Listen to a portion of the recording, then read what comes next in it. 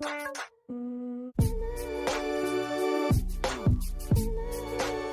what's up all my international players? Today we're here to talk about jump rope mistakes. Now here's the deal, when you're first getting started with the jump rope, you're gonna make mistakes. There's no way around it. This video is to make sure you don't make the most common mistakes that I personally used to make myself.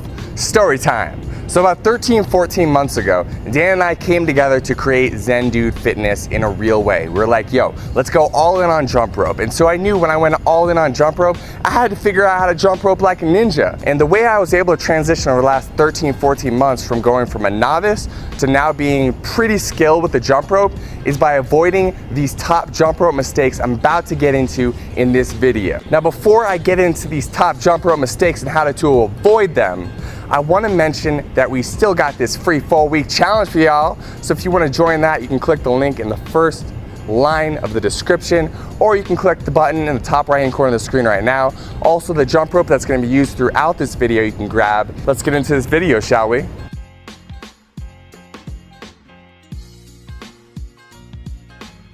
All right, the first thing we're going to start off with is where you're holding the jump rope. A lot of people don't talk about this, but it's extremely important. And so we're gonna dive deep into where to put your hands on the rope right now. And so you can see here, you have very little control if you're grabbing the bottom of the jump rope. The rope is loose and it makes it harder to do tricks or just get into a good rhythm. What you wanna do is choke up on the handles so your fingers are very close to the actual steel cable and the ball bearing. This will give you a lot more control of the rope and make the spin a lot smoother. Next, we just want to talk to you about the importance of having a good, high quality jump rope. There's a lot of jump ropes out there and a lot of really inexpensive ones. And the reason why we talk about the cross rope so much is because it is the highest quality rope out there and it does make a significant difference in your ability to jump rope with more skill and your ability to jump rope, period.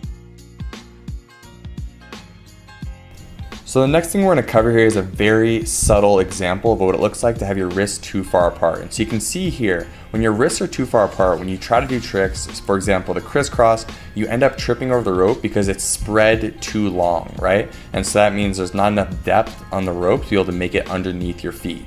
And so you can see here, it's very evident that if your wrists are just a few degrees closer to each other, so you're bringing your as you can see, I just demonstrated there, you're actually bringing your wrists closer to each other, it's easier to do crisscrosses, it's easier to just get more fluid with the jump rope and be able to get a consistent rhythm with what you're doing.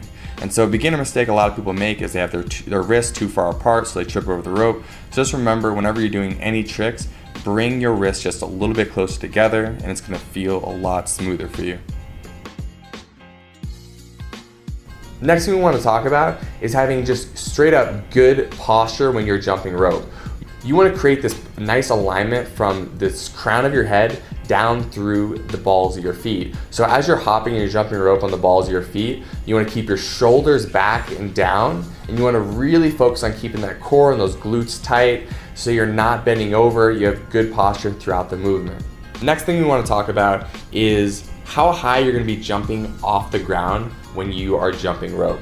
And so a lot of people when they first get started try to jump high in the air so they don't trip over the rope, but really that's the opposite of what ends up happening. When you jump higher in the air, a lot of times your hands come up, and so when your hands come up, you are also bringing the bottom of the jump rope up and you end up tripping over the rope.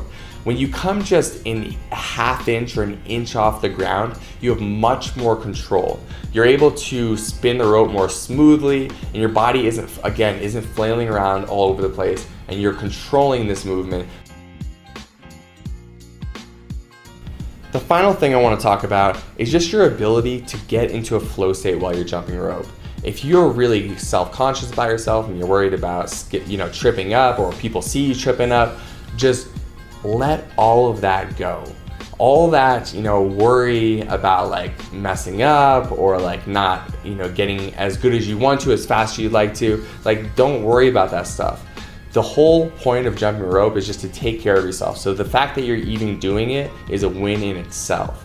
Now beyond that, if you want to focus on enjoying it even more, you want to really just get into the state of being where the only thing that exists is every skip of that rope. And so you want to even close your eyes sometimes and focus on just the movement of that rope. Or if you're listening to music, just the beat as every beat drops. And so put yourself in a state of being where you're completely present, and you're gonna get better at jump rope so much faster.